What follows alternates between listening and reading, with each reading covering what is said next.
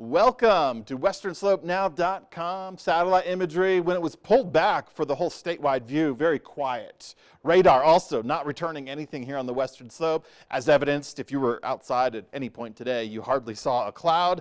Lots of sunshine. We're going to see a few clouds tonight, but that's not going to impede the forecast. We're going to move forward with mostly clear to totally clear on Friday, partly cloudy to mostly sunny on Saturday and Sunday. This is where we were this morning. I just want to show you this because this is going to help put a frame of reference into the forecast for Friday morning, because we're going to go colder than some of these temperatures. Now, mid and low 20s, that's about average for this time of the year. Single digits at Gunnison.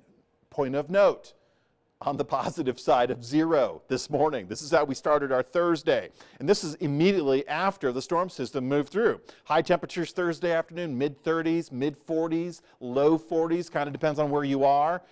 Below the freezing mark for the Gunnison Valley. That is the standard forecast there.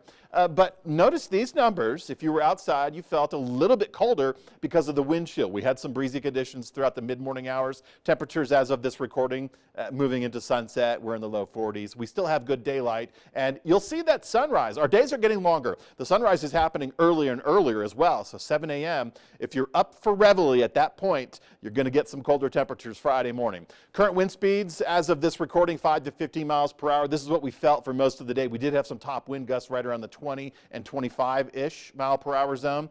But again, not nearly as strong as what we dealt with on Wednesday, nor on Tuesday, because Tuesday was really the strongest day of the forecast, leading into this unsettled pattern for the midweek, that storm system. Now, the storm system that just exited our region, I'll show you what it is doing currently, but this is what it did. Remember yesterday, I told you, take the day off, go up to the Grand Mesa. 8 inches reported at that cross country, the Nordic Ski Center there. They're doing the grooming. 8 inches reported on top of the Grand Mesa for that particular area around Skyway. 7 at Powderhorn, most of it falling late Wednesday afternoon and overnight into Thursday morning. Well worth your time, well worth your effort. Skipping out on whatever it is you had to do on Thursday morning. 9 at Steamboat, 9 at Breckenridge. This is the Front Range. I'm showing the Front Range totals because our sports team is there. They got there after the storm system, so they're seeing some of this snow on the ground. Now a little bit more localized reports. Plateau City picking up 3.5. Now these are unofficial reports, and I will duplicate them sometimes because Montrose had a spread. Unofficial, not the airport. These are just various recording sites around the Uncompahgre Valley, but within Montrose County, and they're all elevation dependent. These are higher elevation sites. Montrose anywhere from 1.5 inches to 3.5 inches of snow. That is up on some of the mesa areas, some of the elevated sites above 6,500 feet. So beneficial snow there. And I might mention, once you get closer to 7,000 feet, a lot more areas were receiving some of that snow totals.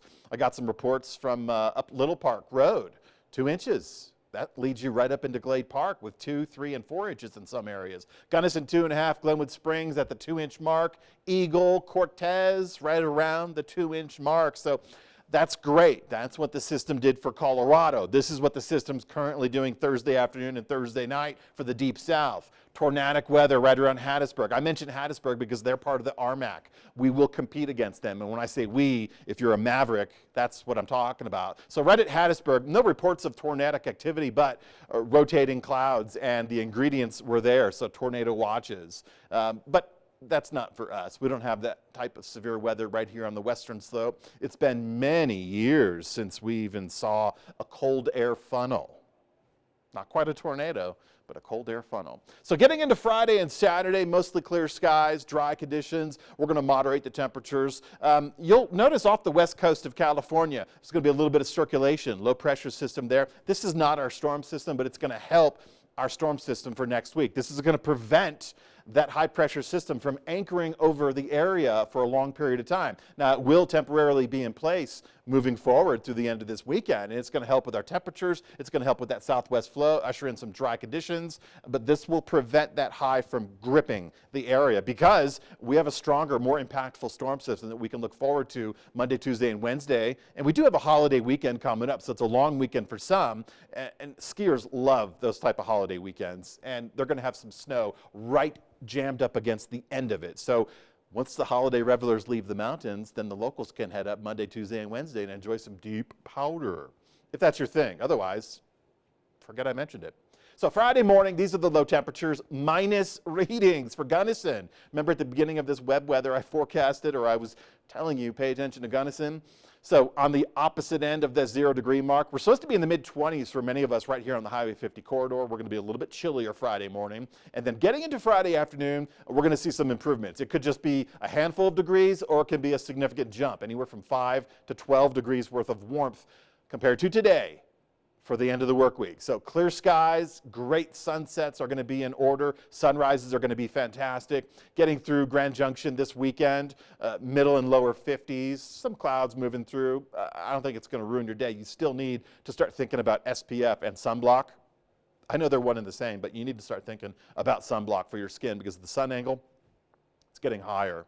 So there's that more potent storm system coming online. That's a pretty rough estimate for a timeline, but you can only imagine what it's going to do for the mountains. Late Sunday night through Thursday noon, probably going to see a lot of snow for the mountain zones. I'm already seeing snow totals upwards to the 2-foot mark for that whole period. Now, granted, it is 3 and 4 days.